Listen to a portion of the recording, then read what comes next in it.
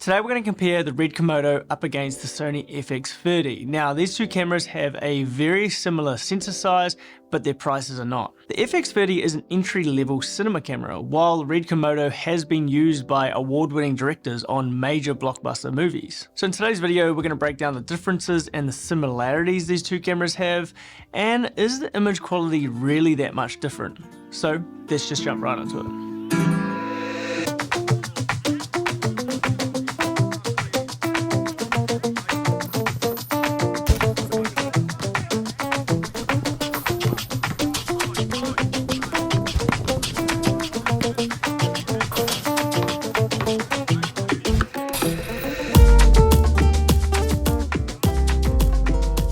The obvious difference between these two cameras is the price. The FX30 at the time of recording this video is $1,800 USD, while the Red KOMODO is just under $6,000 USD, and for the new KOMODO X, that's just under $10,000 USD. Now this is just for the body, or what Red call the brain, and does not include SD cards or a battery. The batteries are not cheap, and you actually need to buy two of them. You'll also need a Red CFast card and also a CFast reader. While the FX30 does come with a battery, it does not come with SD cards. I really recommend these V60 cards from ProGrade, but you'll need the V90 or the CF Express Type A cards if you want to record 4K 120 and also 240 frames at 1080p. So for the price and setup cost of these two cameras, I'm going to have to give a point to the Sony FX30. Even though the Red KOMODO is more of a higher end cinema camera versus the consumer-based FX30, the usability of the Red KOMODO is actually quite user-friendly. It does have an inbuilt LCD screen for scrolling through the menu and framing up your shot and also checking your exposure. But you will see a lot of DPs not relying on the LCD screen other than the menu system for the KOMODO. They'll most likely be using a Red approved monitor, and again, they are not cheap. The KOMODO also takes a little while to turn on, about 30 seconds. Also, if you're filming from hot temperatures to cold temperatures, you need to recalibrate the camera each time, and this can take up to about 10 minutes. That's my biggest complaint when shooting on the Red KOMODO, as it takes just a long time to quickly turn the camera on and off. Also, you have to get the sequence right between the monitor and the camera. The monitor is connected via an SDI cable, and if you do not get the sequence right, you have the chance of burning out that SDI cable on the Red KOMODO. Also, the touch function on the LCD screen kind of sucks, and it's kind of your only really option to change your exposure, but Red do have an iPhone app that really does fix that touch issue, and the app actually works really well, especially compared to the Sony app. Imaging Edge, bro, you suck. But the menu on the Red system is really fantastic, and while the FX30 has a 3-inch flip out screen and it turns on and off within seconds, both cameras you can literally just attach a lens, insert a battery and a card, and then you have a pretty easy run and gun setup. So I'll give half a point for the Sony for the usability, and the remaining point will go to the Red because of their menu system and also their fantastic app. We all know how good Sony's autofocus system is, and if you really learn the menu, you can really customize it to get really fantastic results with the autofocus speed and the responsiveness. I can get really fast and slow focus racks that are more organic and quite comparable to manual focus. The Red KOMODO does actually have autofocus, but pretty much nobody relies on it as it's not that great. Even the new Red KOMODO X, that's autofocus isn't really that great, and it's not really a selling point for Red cameras, as when you're shooting at this level, you're not really relying on autofocus, and manual focus is the industry standard. Usually if you're requiring more complex manual focus pulls, you'll have a focus puller on set. But here's an example of Charles walking towards the camera while G is trying to manual focus. Here's another example of the KOMODO with its autofocus and Charles walking towards the camera. I think they did pretty well. Actually, it's actually not too bad. I'm actually kind of surprised. The KOMODO actually did a pretty decent job, but when you compare it to the Sony, it's pretty much night and day which one is better.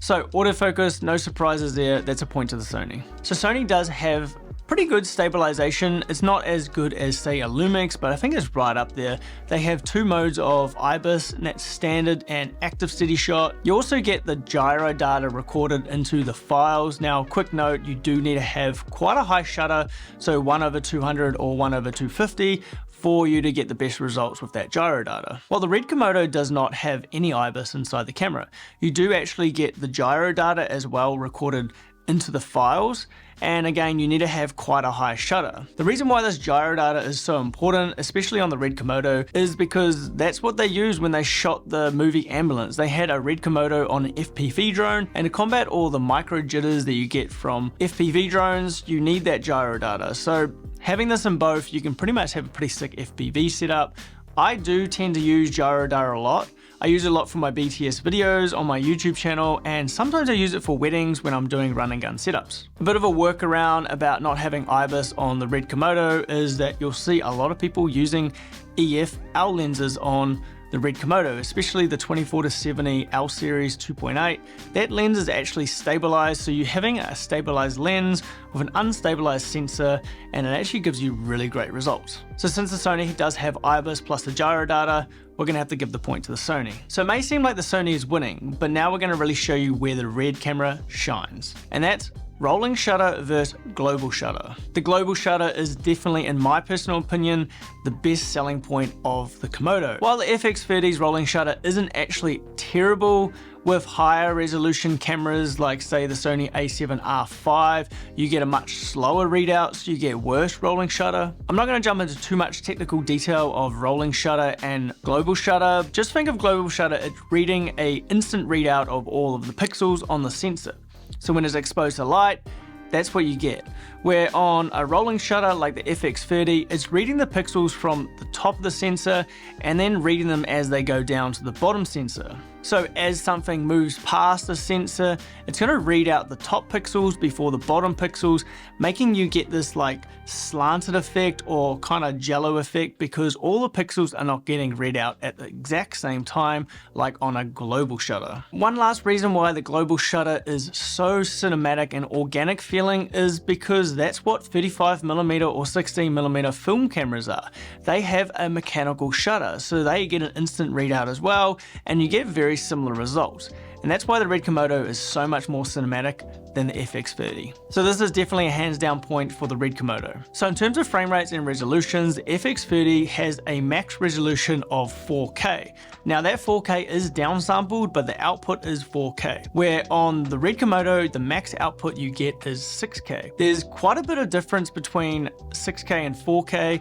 You get a lot of crop and a lot more color density when you shoot at higher resolutions like 6K or 8K. The max frame rate you can record is 4K 120. The highest frame rate is 240 frames per second at 1080p for the FX30. Now for the Red Komodo, things get a little bit confusing as you go up in frame rate, you start to lose resolution or you start to crop into the sensor even more, so all your focal lengths just get completely changed. So basically when you increase the frame rate, you start to crop into the sensor or lose resolution.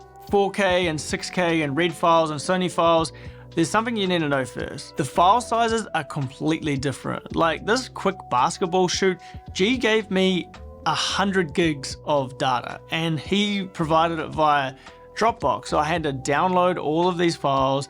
I couldn't download them individually. I had to then unzip the files.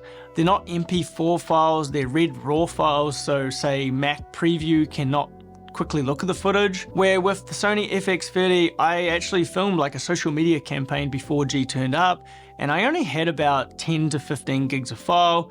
Again, they're MP4 files, so I could literally just open them up in preview and make sure my audio and all that's good. So again, I'm going to split this point. I'm going to give half a point to the Red and also the remaining point to the Sony for the smaller file sizes. We made it to image quality, and this is basically where the Red Komodo just deletes the FX30 right out of the water. We did touch on the resolution, so 4K versus 6K. We talked about the rolling shutter versus global shutter, but what about the actual image quality coming out of these cameras? Well, we shot these cameras in very even lighting and we exposed them properly, and they actually look pretty similar to each other. They are a similar sensor, so the FX30 is an APS-C size sensor, while the Red Komodo is a Super 35. So I was shooting on the Sigma 24-70, while G was shooting on the Canon 24-70, and you can see at 24mm, the field of view and also depth of view is very similar, with the Red Komodo being slightly wider because it is a 17:9 versus the FX30, which is a 16:9. I graded these examples with the phantom lights as they both both come in the Sony and for the Red Komodo. So if you want to pick up the Phantom LUTs, they are linked down below. I've also just brought out my own S-Log free LUTs,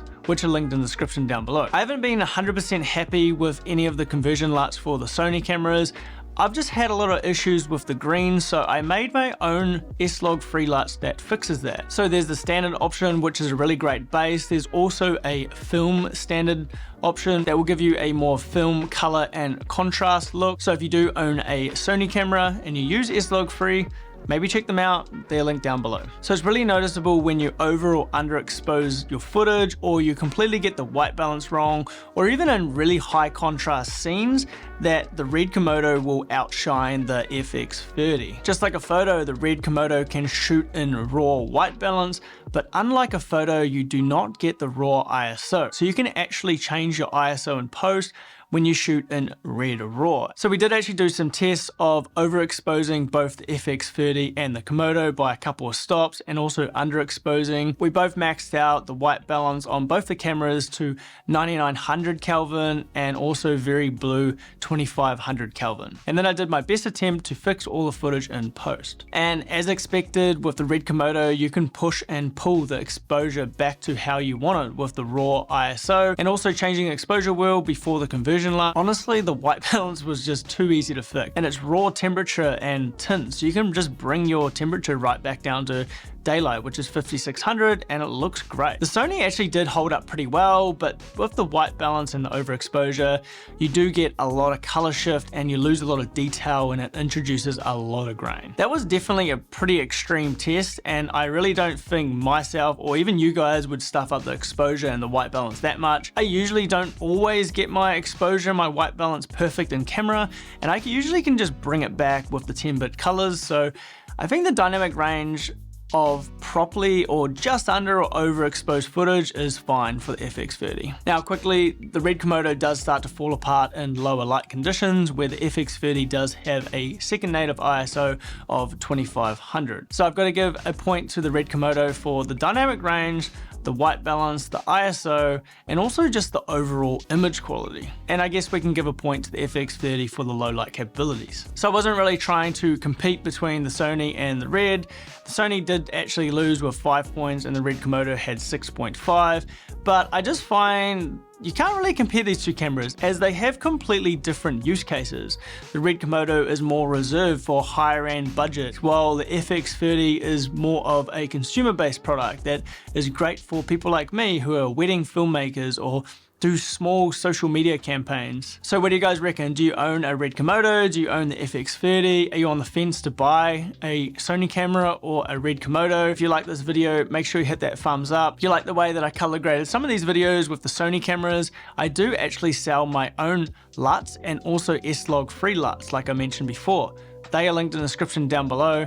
And if you want to check out this video between the Sony FX30 and the Sony a7 IV, I'll link that right here. But hopefully we'll see you guys next week, and hopefully you guys subscribe. So see you later.